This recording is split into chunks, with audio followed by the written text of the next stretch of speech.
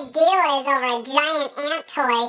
Big whoopee. You know, sometimes oh God, it's all over me.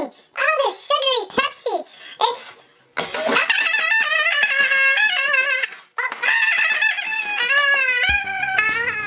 On the table today we have Ant-Man with a giant flying ant from Marvel Infinite Series. Going backwards, here is the Marvel Infinite Series Ant-Man and Ant in their package as they would appear on store shelves. I picked this set up over at Toys R Us for about $20. The Ant-Man toy is at your 3 3/4 inch Marvel Infinite Series size, only again he comes with this giant flying ant. On the back of the box we have Ant-Man riding his flying ant with a little quick bio in several different languages and several different fine print warnings. Out of the package, things start falling apart pretty quickly. Looks like we've got a lot of ball joints on this not too solid ant. Kind of a lightweight toy here for the plastic. But there looks to be a lot of good articulation going on, and we're just going to snap back on some of these legs, trying to figure out which leg goes where. So let's do the head part and we'll figure this out later.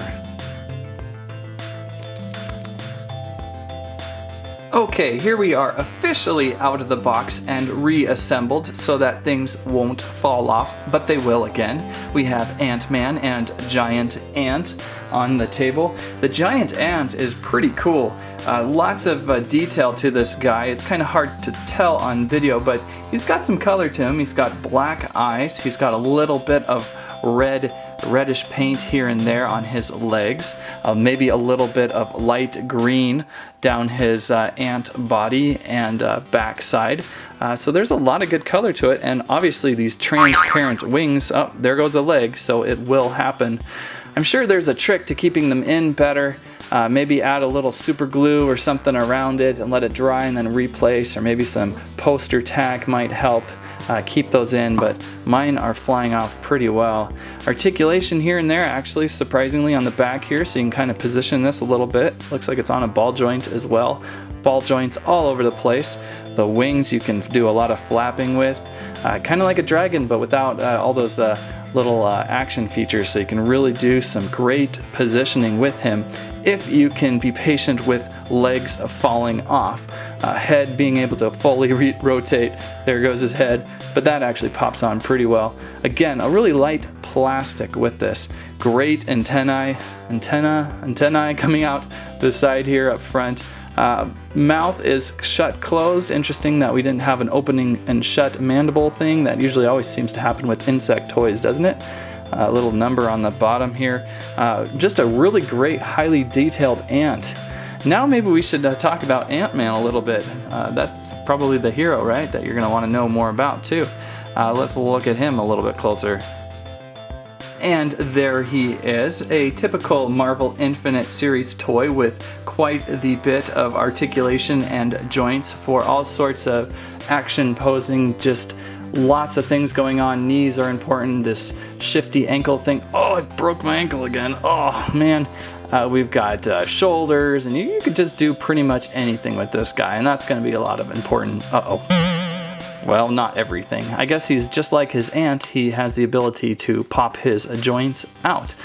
Great head there, but a pretty well designed and pretty well painted figure. I think there is a figure of this floating around with a smaller ant as well. So this set you get the giant ant. Let's have him sit on the ant now. Woo! Okay, Mr. Ant is in position, and I'm going to drop down Ant-Man here. It looks like on the back of the box he kind of sits anywhere you want. Kind of, I'll just place him right there, and he sits pretty well. There's no riding peg or anything like that, so you're going to have to be careful not to buck him off or anything, because, oh, jeez. So you're going to want to be a little careful with...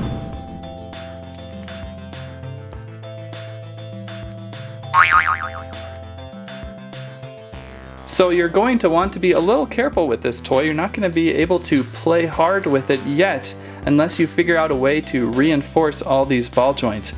But for the beauty of the posing flying ant with Ant-Man on top, pretty great toy.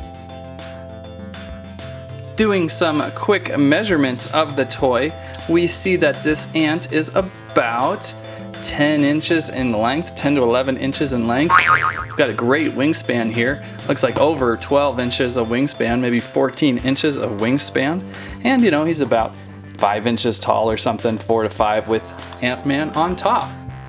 Some quick scale comparisons with some of the other toys of 2015. Here is Blue from Jurassic World, and you can kind of see that they're pretty close in size, with Blue not having as many legs and wings though.